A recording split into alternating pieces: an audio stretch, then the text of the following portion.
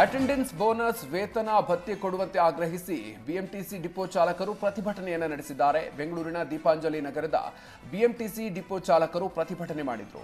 ಬೇಡಿಕೆ ಈಡೇರೋವರೆಗೂ EV bus ತೆಗೆಯೋದಿಲ್ಲ ಅಂತ ಪಟ್ಟು ಹಿಡಿದಿದ್ದಾರೆ. ಕಳೆದ 2 ವರ್ಷಗಳಿಂದ ಅಟೆಂಡೆನ್ಸ್ ಬೋನಸ್ ಕೊಡ್ತಾ ಇಲ್ಲ, ಅಪಘಾತದ ವೇಳೆ ರೆಸ್ಪಾನ್ಸ್ ಮಾಡೋದಿಲ್ಲ, ಚಾಲಕರಿಗೆ ಭದ್ರತೆ ಇಲ್ಲ ಅಂತ 100ಕ್ಕೂ ಹೆಚ್ಚು ಬಸ್ ಚಾಲಕರು ಧರಣಿಯನ್ನು ನಡೆಸಿದ್ದಾರೆ.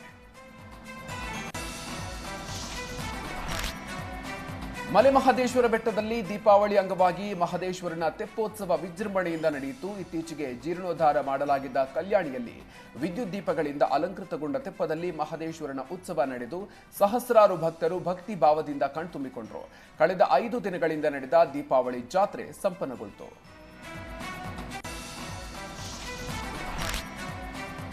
ರಸ್ತೆ ಇಲ್ಲದೆ ಅನಾರೋಗ್ಯ ಪೀಡಿತ ವೃದ್ಧೆಯನ್ನ ಆಸ್ಪತ್ರೆಗೆ ದಾಖಲಿಸುವುದಕ್ಕೆ ಯುವಕರು ಹರಸಾಹಸ ಪಟ್ಟಿದ್ದಾರೆ.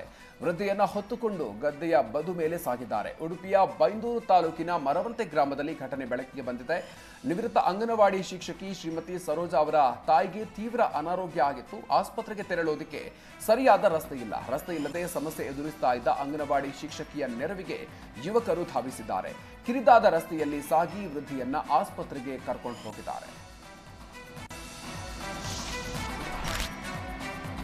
ವಿಜಯನಗರ ಜಿಲ್ಲೆಯ ತಾಂಡಾಗಳಲ್ಲಿ ದೀಪಾವಳಿ ಸಂಭ್ರಮ ಮನೆ ಮಾಡಿತು. ತಾಂಡಾಗಳಲ್ಲಿ ಯುವತಿಯರು ಗುಡ್ಡಕ್ಕೆ ಹೋಗಿ ಹೂವು ತಂದು ತಾಂಡಾದ ನಾಯಕನ ಮನೆಗೆ ಹೋಗಿ ಒಪ್ಪಿಸುತ್ತಾರೆ. ಬಳಿಕ ಶ್ರೀ ಸೇವಾಲಾಲ್ ಮರಿಯಮ್ಮ ದೇಗುಲದ ಬಳಿ ಬಂಜಾರರ ಸಾಂಪ್ರದಾಯಿಕ ನೃತ್ಯವನ್ನು ಮಾಡಿ ಸಂಭ್ರಮಿಸಿದ್ದಾರೆ.